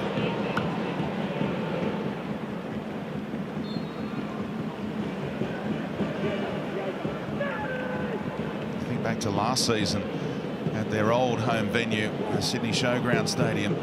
Tarek Elrich, 95th minute equaliser, I think it was, against Perth. It was his last A-League goal this time. And it's a whistle for the foul on Fornaroli. It was an amazing strike from Elrich in the final second of the game.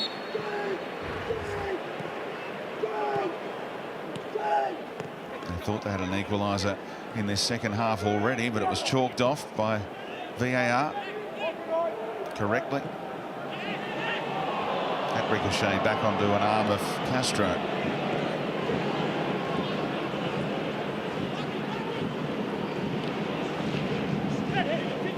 They'll get a corner out of it. So it doesn't matter now about the handball 35 metres back. Because they can go a fair way back, can't they? Going to be the same phase, though. And this corner situation negates what happened previously.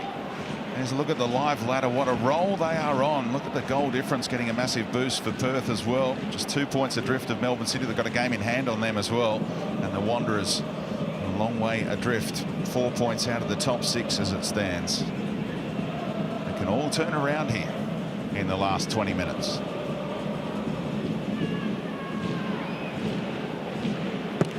Kilkenny's delivery again. Dealt with by Duke. Second time around as well.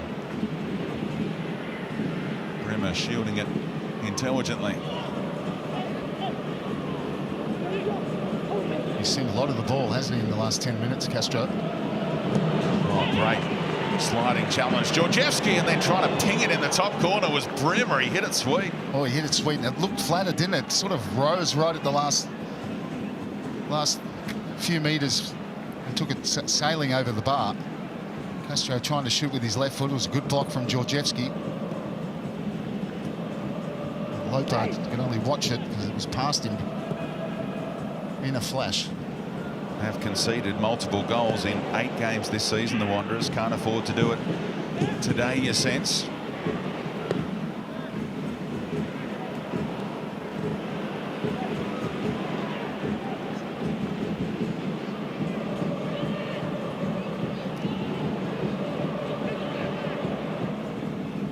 Elrich thinking about the big switch. He'll pull it off as well to Georgievski. Duke timing his run, and he'll get a corner off Viltrich.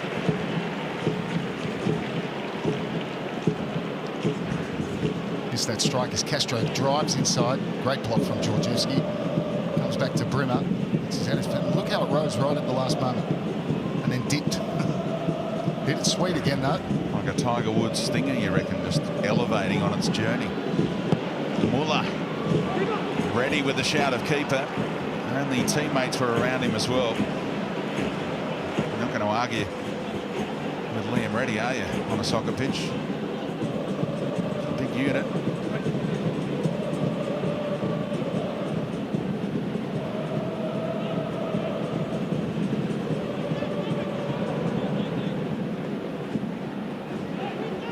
Castro's out here in plenty of space. Kim would be wise to use him. Moves it on to the Spaniard. Telling him where to pass next as well, but he tried to play it back to Kim. Kim was saying go to Brimmer. Risky pass into the middle of the pitch. The Wanderers feeling like they have to chance their arm. Turnover as a result. Brimmer, he was caught by Muller at one stage there. That's strength from Duke. Fabulous turn. Machella knew he had to get his skates on, and did, ahead of Yeboah. Duke's gone down, has he? That heavy challenge. Looks in a lot of discomfort, Mitchell Duke.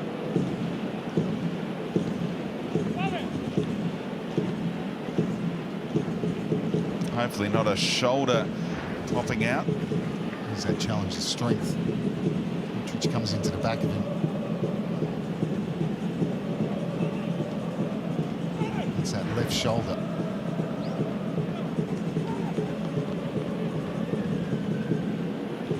A lot of situations he might have gone down there when you get clattered into from behind like that. It does show that these players are capable of absorbing something like that and staying on their feet. Inside the box, I reckon he might have gone down.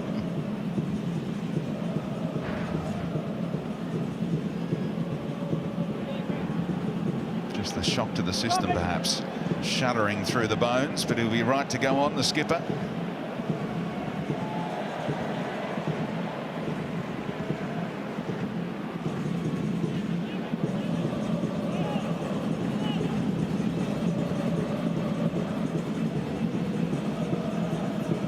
To leave the pitch before being invited back on here after the throw.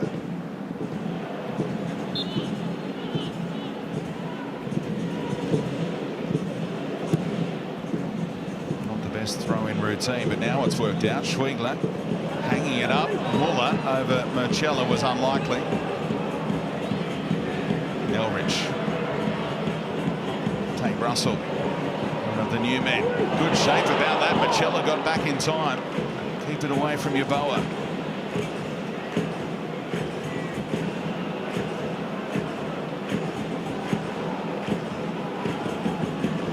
So Elrich has moved to right centre back with Tate Russell on the right fullback position. Georgievski didn't get the whistle he was after. Fornaroli, look at all the space to drive into. Chianese might have strayed. Flag stays down. He makes it 2. Joel Chianese, 4 goals in 4 games for the first time in his A-League career. It looked tight, but for now it stands. Well, terrific pace. And look, at first glance, I thought he was off. The referee's assistants kept the flag down after the ball goes in. Here he angles his run. Does he play it? I think he's off. It'll stay 3-3. There won't be 4-4 for Chianese. You got to call it like you mean it early on, don't you? But it looked offside all the way. Yeah, it did look offside when he burst through. And I was expecting the referee's assistant arm to go up, flag to go up. Yeah, Lance Greenshield's running the line on this near side, but he never signalled afterwards. Chianese's seen the initial replay and he knows he's going to have that one taken away, and the game will remain in the balance.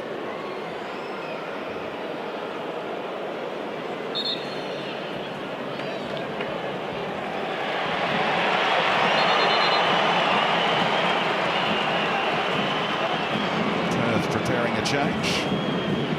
Just look at how far off he was. Not a whole lot in it, but it's offside.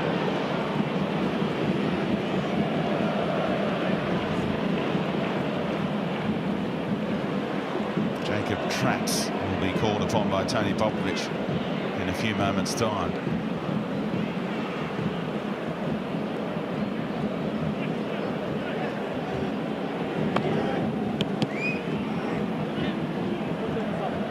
And now is that time. He was part of the championship winning squad with Sydney FC last season, Jacob Trapp. James Meredith playing in that left wing-back role. He's being encouraged to leave the pitch at the nearest possible point. He was given no other option by the referee. And maybe a reshuffle here as well. Or maybe not. Trapp might just go into that left wing-back role.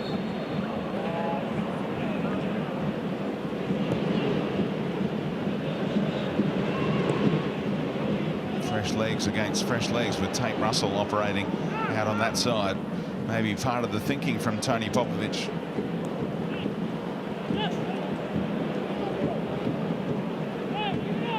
Here is Russell.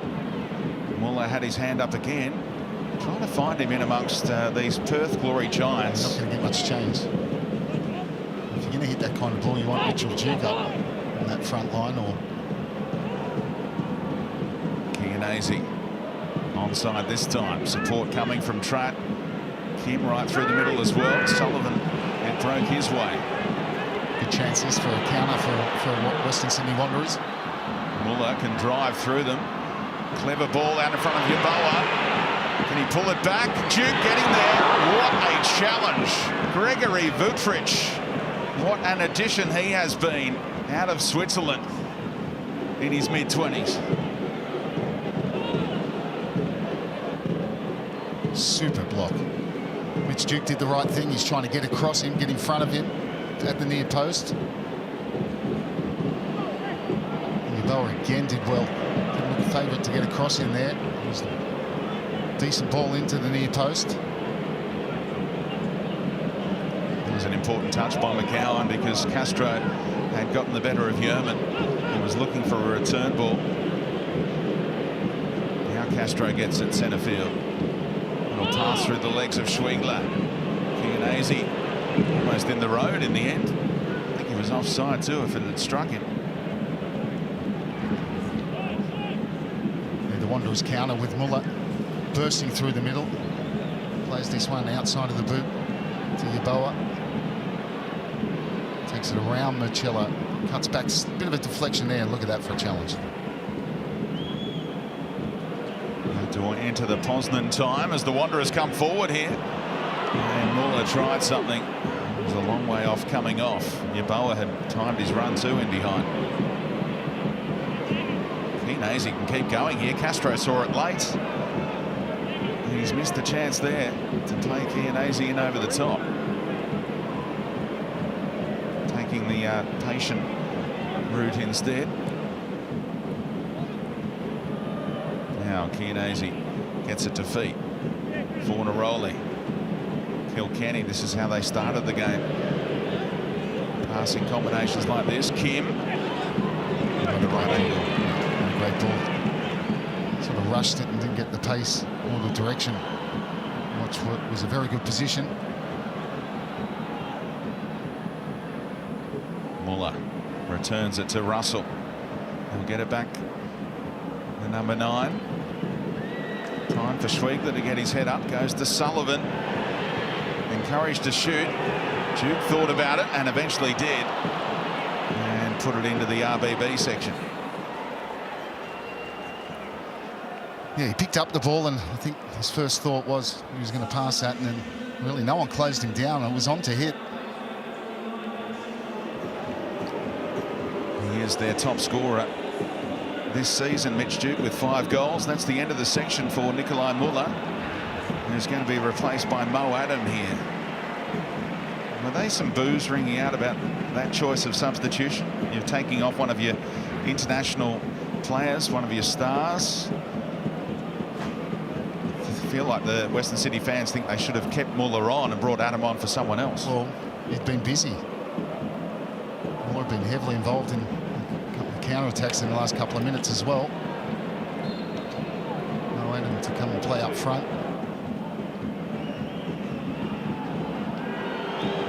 His coach's son is on. Christian for Brimmer, who was withdrawn.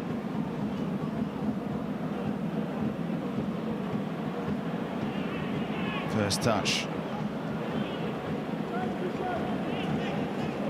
Castro. Run back by Yerman. Well, it comes off, doesn't it, so many times, but it's very narrow.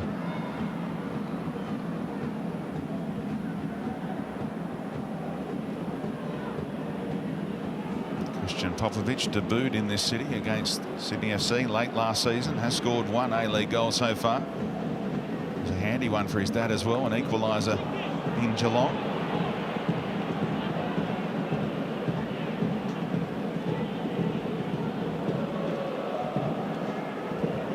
Are these fans going to be rewarded with a late show, or will the pressure rise on Marcus Babbel here in the closing minutes? Said this week the truth is on the pitch. What kind of truth is ringing out today on this pitch, Robbie Slater? Well, it's the front third. It's been a problem. It's been a problem for a number of weeks. They get into plenty of good positions, but they just can't find someone to get the goals they need.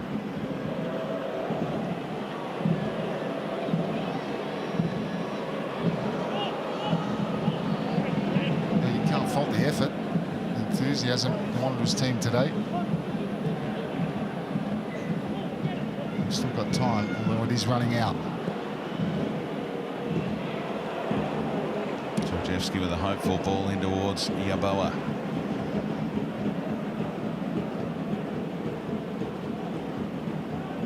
Liam Reddy rock solid, looking at another clean sheet.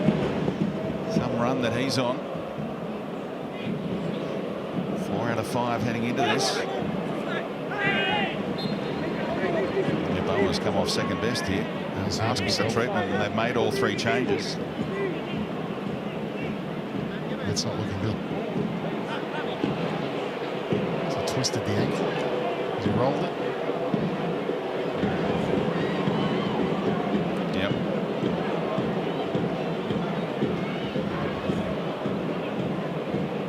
He's in agony.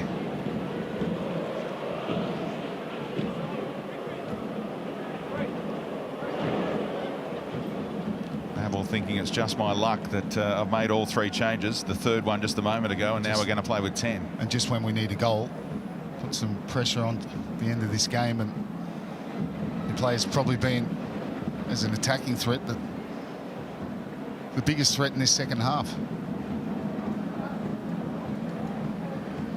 They don't look too happy, do they?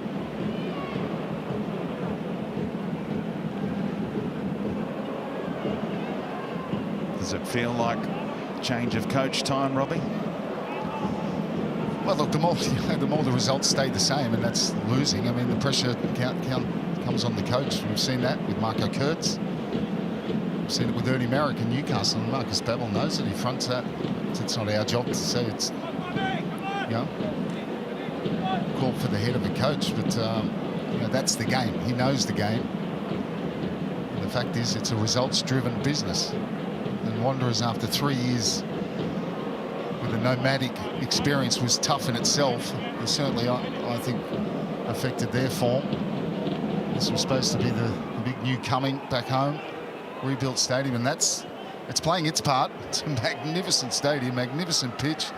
We know they've got great fans. Yeboah pushing through the pain threshold. But football is all about results. And, you know, and the fans that come, you know, they want to go home happy sometimes. And the man himself, Marcus Babbel, has identified any A-League contest outside of Sydney FC at the moment as being a 50-50 contest. Problem is, in those 50-50s in recent times, he's only won one in the last 10, going on 11.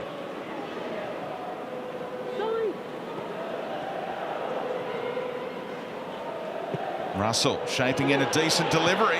Marcella called out of it by Vutric, and Sullivan will get a corner out of it. Yeah, and Yeboah didn't attack it because he can't. He's just hobbling out there. That was a decent ball in. I'm sure Duke was in there, but they defended it well. Maybe a corner, maybe a set piece for the Wanderers. Bending it away. Duke rises, but Vutric there again. Adam's shot hit Kilkenny down low. He's struggling. Somehow keeping his feet as Adam shapes one back post. Great delivery. Cairnese takes no chances. Now Kilkenny goes down. He's got every right to, I think.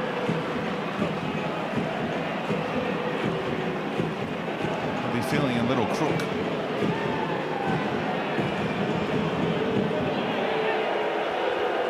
Cairnese played that ball out. There was no one coming in at the back post because it was a decent ball in from Mo Adam. They'll get another chance. Schwegler eventually got rid of the assistant. Vutric again. Got to keep it away from him if you can. Georgievski. Clever by Duke. Let it run for Russell. And that was fizzing. Just wanted a little touch on the way through. Didn't get one. Vutric has won everything in the air. He's been outstanding today. Perth, see why they've kept 4 clean sheets in this run of 5 wins. The short goal kick is off the agenda now, and they push everyone up towards the halfway line.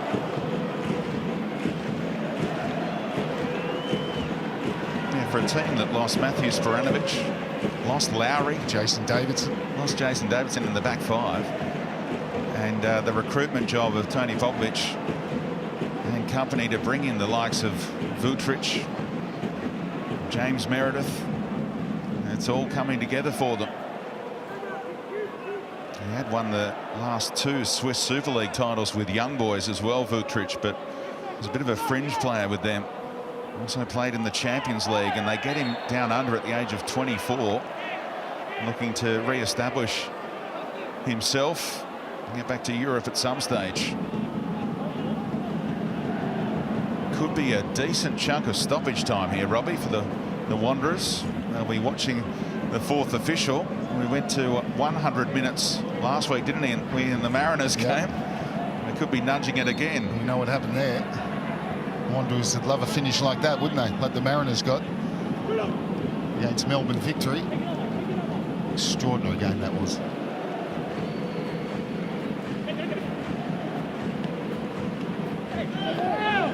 Tug on the shirt, Hayden Fox. They're just working both edges of the technical area here. Popovic at one end, Hayden Fox at the other. Castro's furious. He wanted the free kick. That's a good ball. Russell Burning on down that right-hand side. Teammates in the middle struggling to keep up with him. Now, can he find Adam? Couldn't quite control it with the first touch as he would have liked.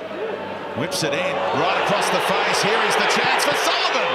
And right into Jacob Tratt. They really do get to the right spots to make it so hard to find a way through, and that's what Tony Popovic works on, all those scenarios, and Tratt was in the road again there. 8 minutes, as you can see, of stoppage time. They get the block. Nick Sullivan just shifting the ball, hitting it with his right foot. It was a slip initially from a Perth defender that sort of opened the way, and they got two. Grant, and then there's another one behind. Great angle that, isn't it, to show how little there was for Sullivan to try and pick her way through. So Castro withdrawn, and the other son of the coach, Gabby Popovic, is brought on here. The taller, more attacking player tends to play up front with the youth league side, and he's going to play up top here after Castro was withdrawn. That might take us to 9 minutes of stoppage time.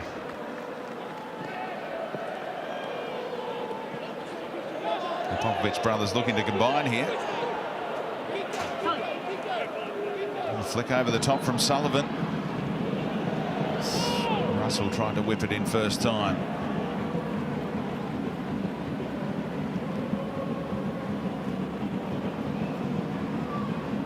What he would give for a Mariners-like late show. 2 goals in stoppage time for them to turn it around against the Victory. It wound up costing Marco Kurtz his job. Stuck on 10 wins. Here's Marcus Babbel.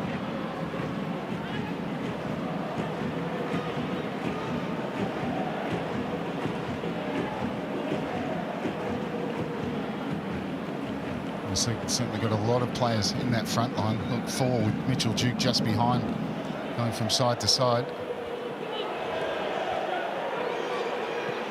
Georgievski. Oh, he's mishit it. He saw the run of Tate Russell trying to peel around the back, and he's mishit it. And Perth will be in no hurry to take this throw in.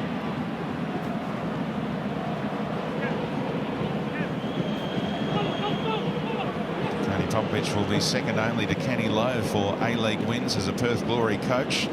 If he can hold on here, we'll go past David Mitchell, who's on 24 wins. Only 5 or 6 minutes of stoppage time to go.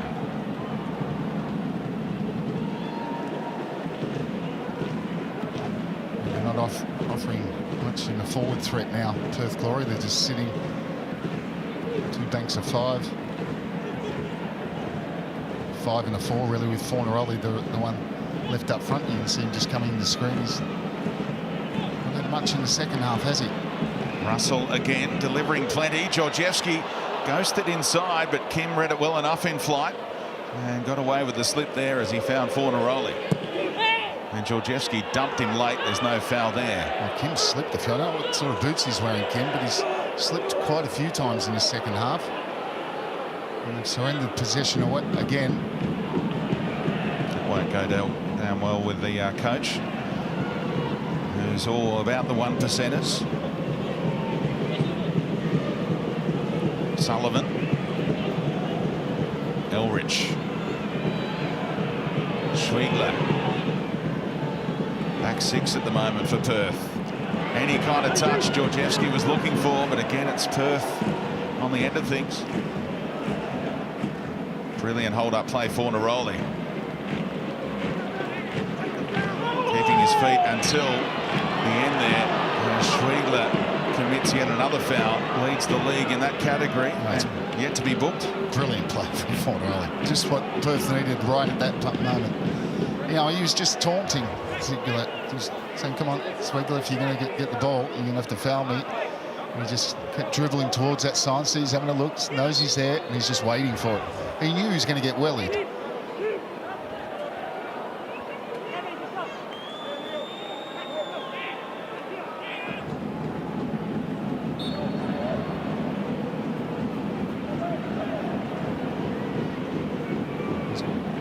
much to hit here, Kilkenny. Georgievski helping it up towards halfway. Again, aerial duel won by the Glory. Alex Grant that time. Russell's been a likely outlet. Out of play, couldn't shape it for Adam.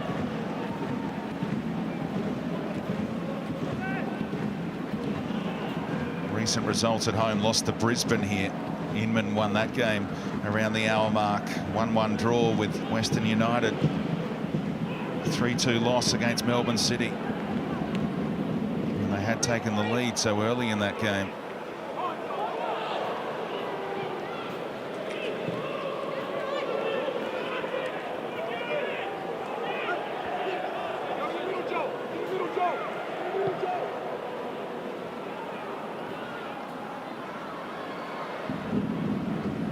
Seconds ticking away for the Wanderers. Schwegler, can he pick a pass? Adam widest. Let Russell go. Pulls it back. Deflected off Jacob Track. Yerman took on the ambitious one. He couldn't help himself, could he? It's the wrong option, obviously, but you can understand the frustration.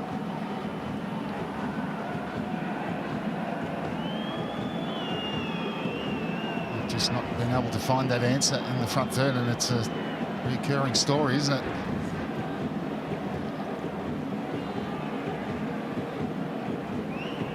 And you fancy Simon Cox will go straight into the lineup next week. And they've got a week off as well. There's a bye next week for the Wanderers. Next game is away to the Central Coast on Feb 2. Then it's a derby the week after that at Cogra. So there'll be a lot going on behind the scenes at Western Sydney, you'd imagine, over that next fortnight. Will Marcus Babbel survive?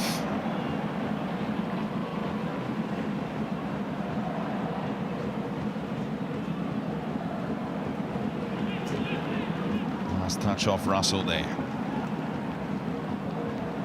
They put up 8 minutes, and then there was a lengthy substitution delay, so we'll be at the referee's discretion in a moment. But tough to see where an equaliser is coming from for the team in red and black. Duke flicking it on. He's into the box. Tratt had to be careful. Adam will get a corner out of it. One last fling for Western Sydney.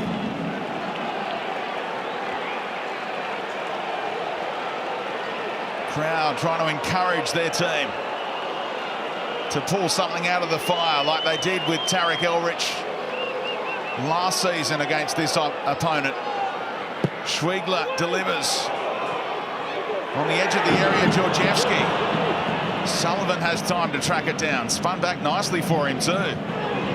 Push in the middle. Referee says that'll do us, and the Perth Glory have a 6-game winning streak for the first time in their A-League history, and the woe for the Wanderers continues. Marcus Babbel's side slumped to another home defeat. They remain 4 points out of the top 6 right now. After that great start to the season with 3 wins out of 3, they wonder where their next one is going to come from. And with a fortnight to come until their next game, you wonder what fate awaits Marcus Babbel. Full time here. Perth 1, Western Sydney 0. Goal came early from Bruno Fornaroli after a defensive mistake from Dylan McGowan. Deflected off McGowan and bamboozled Daniel Lopar as a result. Perth flying high and look real contenders again after being beaten in a home grand final last season by Sydney FC. Marcus Babbel still cursing his luck after the Wanderers did have a goal ruled out after a handball by Kwame Yeboah. Let's get down to Adam. Thanks, Speedy. Daniel Georgievski, another frustrating night. It's been many of them here pretty much since the derby. There's been a few ups and downs, but how does that one sit with you after losing to Perth 1-0? Yeah, not the best. You know, we stuck to a structure. Obviously, at the start, we started a bit slow, but you know, we held majority.